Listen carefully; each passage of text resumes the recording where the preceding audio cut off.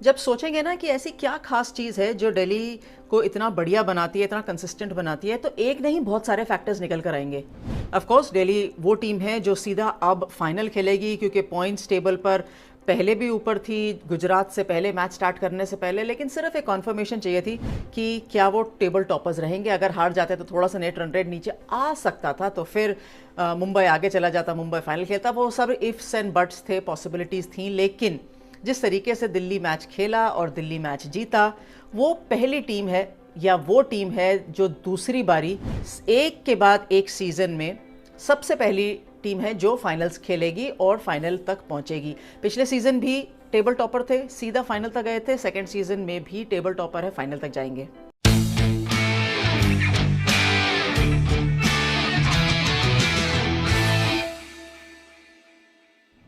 जब मुकाबला गुजरात के साथ अंतिम लीग मैच की बात हो तो ये सच सोच सकते हैं कि कितनी अच्छी लीग है, कितनी कंपेटिटिव लीग है, क्योंकि एंड तक ये नहीं पता कि कौन नंबर 1 आएगा, 2 आएगा। ठीक है, मान सकते हैं, लेकिन कंफर्म नहीं था। तो जब बेथ मुनी ने टॉस जीता तो कहीं ना कहीं मुझे ऐसा लगा था कि वो गेंदबाजी कर सकती थी, क्योंकि मैच शुरू होने से पहले ना बारिश हुई थी और हल्की सी जो ठंडक थी ना वो ज़्यादा थी। हवा में थोड़ा सा ऐसा पैनापन सा था जो गेंदबाजों को इस्तेमाल कर सकने में मदद कर सकता है और वो बॉल स्विंग करा सकता है। तो थोड़ा सा मुझे लगा था, लेकिन उनको लगा है कि बैटिंग फर्स्ट करते हुए उनके लिए ज़्यादा बेहतर रहा है, तो उन्होंने कहा हम बैटिंग फर्स्ट करेंगे और बदलाव की कोई ज़रूरत नहीं है। लेकिन सामने से मैगलानी ने एक बदलाव ज़रूर किया था। मीनू मनी अंदर आई थी इंस्टेड ऑफ टिटाश साधु, और वो चेंज समझ नहीं आया। शायद हो सकता है टिटाश को ब्रेक देना चाहती हो या मीनू को गेम टाइम देना चाहती हो। वो जब मीनू ने विकेटें लेनी शुरू करी ना, तब समझ में आया कि हर खिलाड़ी को मैगलानी चाहती है कि कम से कम मोमेंटम में रहे, क्योंकि जब फाइनल मुकाबला खेलेंगे, क्योंकि वो सिर्फ एक मैच दूर है एक टाइटल उठाने से, तो तब उनके पास ये सारे ऑप्शंस तैयार होने चाहिए कि कौन खेलेगा कौन नहीं खेलेगा। गुजरात का जिस तरीके से बैटिंग ऑर्डर चला और जिस तरीके से आयाराम गयाराम लगा, ऐसा लगा कि ये तो 100 रन भी बोर्ड पर नहीं लगेंगे। और एक साझेदारी जो भारती फुलमली ने कैथरीन ब्राइस के साथ बनाई थी, वो थोड़ा सा रिस्पेक्टेबल, टोटल कम से कम 100 से ऊपर गया, थोड़ा सा और आगे चला गया। एक टारगेट दे दिया कि चलिए थोड़ा बहुत तो मैच में समय रहेगा। आखिरी मैच, लीग मैच जो है इस लीग का इतना बोरिंग है, वन साइडेड नहीं होना चाहिए। बस उसके अलावा और कुछ नहीं था इस टारगेट के अंदर। मारिजान काप ने पहले भी विकेटें ली थी, इस मुकाबले में भी विकेटें ली हैं। राधा यादव का थोड़ा सा फीका आउटिंग था, लेकिन जेस जॉनसन, आप किसी भी गेंदबाज को देख लीजिए, सबने अपना रोल अदा किया है। लेकिन सबसे ऊपर जो डैमेज था वो मारिजान काप कर चुकी थी। अब मैं आपको स्पोर्ट्स X9 न्यूज़ के बारे में बता देती हूँ। स्पोर्ट्स X9 न्यूज़ एक ऐसा प्लेटफॉर्म है जहाँ क्रिकेट ही नहीं, बाकी सारे स्पोर्ट्स की जानकारी आप आराम से पा सकते हैं और ढेर सारी पा सकते हैं। तो किसका इंतजार कर रहे हैं? डिस्क्रिप्शन में दिए गए लिंक पर क्लिक करिए और स्पोर्ट्स X9 न्यूज़ का मजा उठाइए। चेस करने के लिए आएंगे तो ये तो बिल्कुल पता था कि मेग लैनिंग और शेफाली वर्मा जोर से शॉटें घुमाएंगे और जोर से मारने की कोशिश करेंगे, और वही हुआ, कोई अलग नहीं था। जैसे मेग लैनिंग ने शुरू किया, जैसे शेफाली ने शुरू किया, उसी तरीके से शुरू करते हैं जैसे पहले कर रहे थे। लेकिन शेफाली ने इस बार ख़त्म भी करा। कम से कम जो 50 रन बनाए, 71 रन बनाए और एक ऐसे मुकाम तक ले गई जहां इनफैक्ट दिल्ली आराम से जीत सकता था। लेकिन वो सिर्फ आराम से जीतने वाली इनिंग्स नहीं थी, वो एक स्मैशिंग इनिंग्स थी, वो बहुत इम्पैक्टफुल इनिंग्स थी।